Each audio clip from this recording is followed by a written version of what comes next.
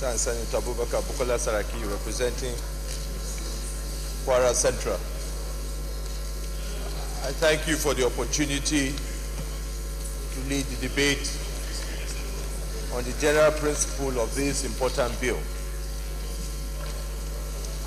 Oil spillage has devastated almost the entire environment of the oil-producing areas. An estimated 13 to 16 million barrels of oil has been spilled into the ecosystem over the past 50 years. Distinguished colleagues, as I said, the estimated about 13 to 16 million barrels of oil have been spilled into the ecosystem in the last 50 years, representing 50 times the estimated volume spilled in Exxon Valdez oil spill in Alaska in 1989. This amount is equivalent to one Exxon Valdez spill in the Niger Delta every year. With all these environmental devastation arising from this, we do not have the requisite legal and regulatory framework capable of dealing with it. Addressing this situation is the core objective of this amendment. The amendment to the NIGER Act 2006 aims, one, to strengthen the institutional and regulatory capacity of NIGER to proactively manage oil spill in a much more robust and effective manner. Two, creating a clear and specific regime of penalties and responsibilities for oil spills. Three, providing a consistent guide and procedure for assessing and accessing compensation for oil spill and other civil liabilities. My dear colleagues, in 2006, this hallowed chamber took the right decision to set up National Oil Spill Detection and Response Agency, a clear sign that National Assembly was unhappy with the devastation oil spills have brought to our environment and people.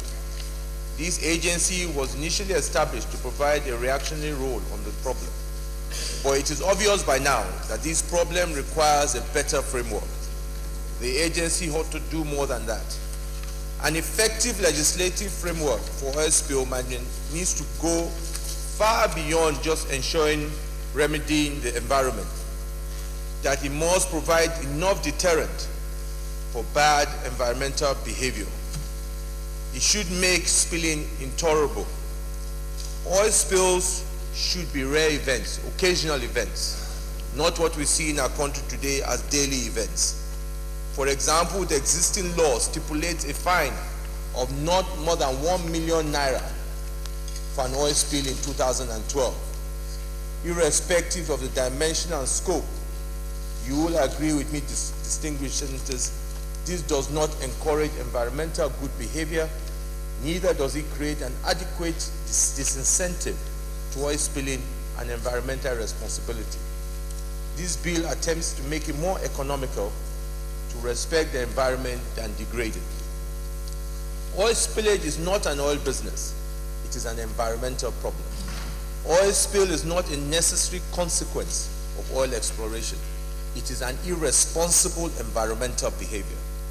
The fact that it is as a result of oil exploration does not distract from the impact on the environment. Nigeria has lost over 13 million barrels of oil due to preventable spills. This is not the entire story. Nigerians continue to struggle to make ends meet. Societies, communities have destruction of life and safe environment to live decently in good health.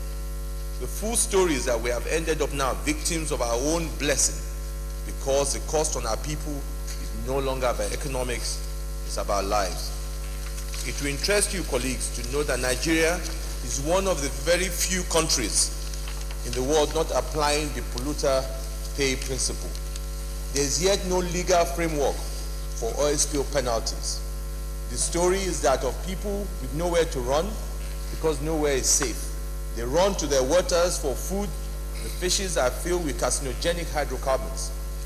They turn to their farms. The land can no longer produce even wheat, not to talk of food, nor water to drink. Today, much of the spills we have been ignored, neglected, and in most cases never cleaned up. So little wonder that the UNEP report acknowledges that some of the spills of over 40 years have not been cleaned or remediated to date. By this bill, distinguished senators, responsible parties will no longer pass the buck. They will pay for what they spill, and they must reimburse such remediation by government, as well as pay penalties for not cleaning in the first place. Distinguished colleagues, we interest you to know that from 1976 to 2001, reports show that 90% of oil-producing areas experience thousands of oil spills annually, resulting to 215,000 barrels of crude oil spilled each year. In Brazil recently, Chevron and Transocean, who already faced a penalty of over $11 billion for a spill of 3,500 barrels. They could face charges of up to 31 years in prison. In August 2012, a panel of judges in Brazil upheld this penalty. Distinguished senators, at the same time that this spill was happening in Brazil, we had a spill in this country of about 40,000 barrels. But instead, what did we have? We're begging companies for cleanup. We're begging them to do what was right. Until today, we're still arguing on whose fault, who's responsible for it. It is acknowledged that when you now ask these companies, they say to us, we don't have a law. We're helpless and we're laughed at. I believe that this bill will also help to put an end to this. The UN reports that 50% of oil spills in Nigeria has been due to corrosion of oil infrastructure, 28% to sabotage, and 21% to oil-producing operations. I raise that because a lot of you will hear excuses being given that is due to sabotage. You can see already that over 72% of that is not due to sabotage. A lot of oil wells, over 2,000 sites, will still spill spills today. The agency charged with oil spill detection and response in our case has little capacity for oil spill detection and relies completely on reports from oil companies or civil society. The agency lacks the capacity to attract requisite technical expertise and resources to make it more efficient. The agency has no proactive capacity for oil spill forecast. This bill is a bold attempt at really giving the agency the ability to act adequately to protect the environment. Penalties. Mr. President, distinguished senators, the issue of penalties and disincentives to oil spill in Nigeria is now at a stage bordering on ridiculous. A web-based Wall Street Journal blog had this to say about an oil company operating in Nigeria, and I quote, Thursday, after the Anglo-Dutch oil giant said it was taking a closer look at an oil sheen near two of its offshore platforms in the Gulf of Mexico. Later on the same day, its shares rose and reversed most of the day's losses after the company said the sheen didn't stem from its two nearby platforms and that the amount of oil was small. Meanwhile, the company's admission that its facilities in Nigeria spilled some 5,300 tons of crude oil last year, up from 700 tons the year before, didn't make any impact or drag on its stock. Why will it be easy to explain this apparent contradiction by pointing to investors' unconcern at the suffering of people thousands of miles away? The rationale in this case that even one spill in the US could cost billions. Many spills in Nigeria probably is not hard to fault. Among the several reasons adduced by the writer for this state of affairs is the fact that the United States boasts one of the strictest regulatory regimes in the world when it comes to offshore drilling, while Nigeria does not. Shell executives and investors need not look far to see the consequence of an error in US waters. In the United States, for example, it is criminal to be responsible for oil spill, and more criminal to have been tried to falsify the records. Deepwater Horizon is a case in point, where although it may have cost BP a total of $40 billion, it still has its employees charged for criminal liability over the spill. BP shareholders are still counting the cost of Deepwater Horizon disaster. The cost of spilling oil in our country may be a stain on the company's reputation, but not on its profit margins.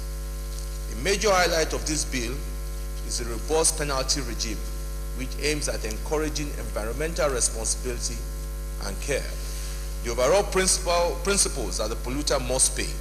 The benefit of this penalty scheme is to cause operators to take more care to avoid spills and take proactive steps to nip in the bud any impending spill without much ado. Compensation. The issue of compensating for damage done to ecological and environment degradation caused by oil spill is another sore point this amendment has sought to deal with. Even as we speak, the attitude of the average spiller to compensation is that of unwarranted irritation because there is no specific framework for compensation for oil spillage. This much represents the current excuse by operators when they are pressured to provide compensation that they have not breached any law. Instead of receiving adequate compensation in most cases, they would rather give a few monies to angry youths, settle loud chiefs, and pay no attention to the weak and voiceless in these communities whose farms and livelihood receive the heaviest hit by the spill. For the spill along the Gulf of Mexico, before claims of compensation even started, BP contributed $15 billion to a joint fund with the US government of about $20 billion, and it has so far paid out over $13 billion to individuals for loss of profit, etc. $1.3 billion to government and government agencies for loss of revenue. In total cost, BP covered about $40 billion. But in Nigeria, for the spill of the same magnitude or more, the affected individuals and families get bags of rice, bags of beans, blanket, and bread. Today, we aim to put an end to this or start the journey. In Nigeria, we don't feel entitled to anything. In fact, if we don't pass this amendment bill, the scenario where the federal government will use taxpayers' money to clean up and remediate the environment will follow. The international best practice is to pay fair compensation, which takes into account the political, legal, economic, and ecological and intrinsic value of the property that is violated. There is no gainsaying the fact that the idea of compensation is duly recognized by some old doctrines. One of the biggest hurdles to environmental protection is areas affected by oil spill in the country. In the interest of the business of oil profit has been saddled with the regulation and monitoring of the environment. This is an anomaly. The international press has shown that it is wrong to place the hands of petroleum regulators in charge of policing the environment. Historically speaking, in 1990, when the ministry through its DPR developed the ECOSPIN, there was no federal minister of environment. This necessarily made it logical at the time for the Ministry of Petroleum to oversee the environmental aspects relating to oil industry. It has been shown in the best practices and experience all over the world that we must move away from a cozy relationship between oil companies and the federal agencies that permits them to drill. In conclusion, for the avoidance of doubt, we must be said that the proposed amendment is not aimed at punishing anybody or any business. Rather, it seeks to use regulation to encourage good behavior and promote environmental responsibility, which inevitably will improve the business and environmental atmosphere within the oil producer host community. Mr. President, my distinguished colleagues, I repeat, oil spillage is not a necessary consequence of oil exploration. It is irresponsible environmental behavior. The companies that operate in Nigeria are the same companies that operate in Europe, in America, and other parts of the country. The same oil that is produced in Nigeria is the same oil that is produced in other parts of the world. But we do not see this abuse of the environment as we see in Nigeria. We do not see this abuse as we in the Niger Delta area. And we ask why, what is the difference? When you talk to them, as I say, they say we don't have any law. Mr. President and distinguished colleagues, let us show to our people that the lives of Nigerians are the same as to anybody else in this world.